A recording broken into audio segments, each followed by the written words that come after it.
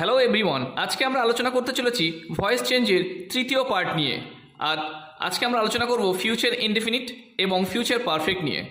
যেহেতু ফিউচার কন্টিনিউয়াসটি বর্তমানে প্যাসিভ ভয়েসে যে বাক্যগুলো ব্যবহার হয় সেগুলো অপ্রচলিত, সেজন্য আমরা ফিউচার কন্টিনিউয়াসটি আমরা শিখব না, আমরা শিখব ফিউচার ইনডেফিনিট এবং ফিউচার পারফেক্ট টেন্সের ভয়েস চেঞ্জ।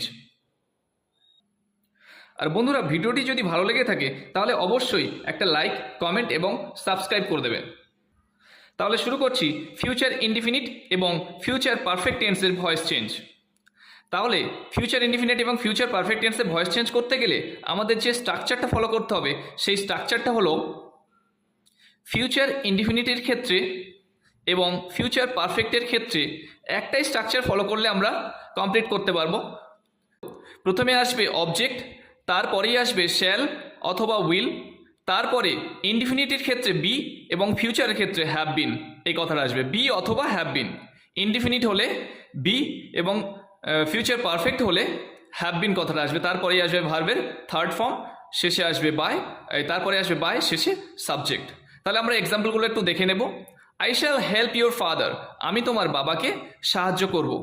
এই যে বাক্যটা, এটাকে যদি বাংলায় আমরা পরিবর্তন করি প্যাসিভে, তাহলে কেমন হয়? আমার দ্বারা তোমার বাবাকে সাহায্য করা হবে।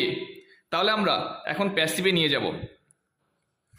প্রথমেই আমরা নিয়ে আসবো অবজেক্ট ইয়োর ফাদার, অবজেক্ট, তারপরেই চলে আসছে শ্যাল অথবা উইল, ইয়োর ফাদার উইল, তারপরে আসবে, যেহেতু এটা ফিউচার ইনডিফিনিট সেজন্য বি কথাটা আসবে, ইয়োর ফাদার উইল বি। তারপর আসবে ভার্বের থার্ড ফর্ম, এই যে হেল্প কথাটা এর থার্ড ফর্ম হলো helped, your father will be helped. তারপরে বাই, তারপর শেষে চলে আসবে সাবজেক্ট, তারপরে দিলাম বাই, সে চলে আসছে সাবজেক্ট কোনটা? আই। আই এর অবজেক্ট ফর্ম এখানে আমরা ব্যবহার করব me. Your father will be helped by me, তোমার বাবা আমার দ্বারা তোমার বাবাকে আমার দ্বারা সাহায্য করা হবে। Next, he will present me with a pen, সে আমাকে একটি কলম দিয়ে উপহার করেছিল বা একটি কলম উপহার দিয়েছিল। তাহলে এটাকে আমরা যদি প্যাসিভে নিয়ে যাই, বাংলায় আসে তার দ্বারা আমাকে একটি কলম দিয়ে উপহার দেওয়া হয়েছিল, তার দ্বারা আমাকে একটি কলম দিয়ে উপহার দেওয়া হবে।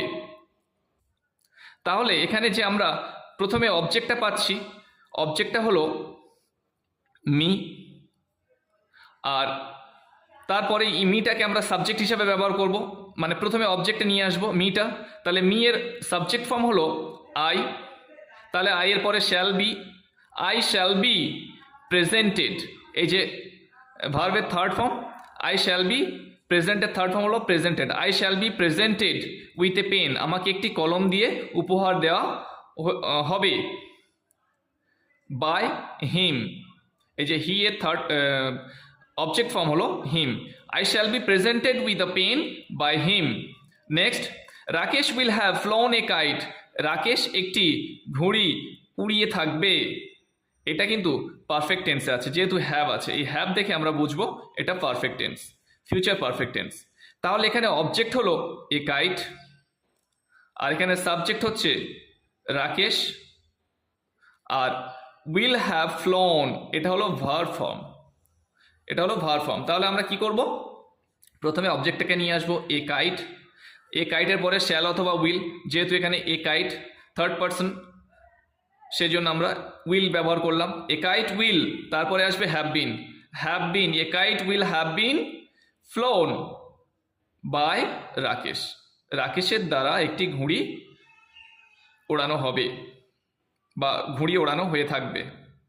Next, Ritika will have done the sum by this time, এই যে বাক্যটা, এই বাক্যের সাবজেক্ট হলো ঋতিকা এবং অবজেক্ট হলো দ্য সাম এবং ভার্ব ফর্ম হলো উইল হ্যাভ ডান, এটা ভার্ব পোর্শন।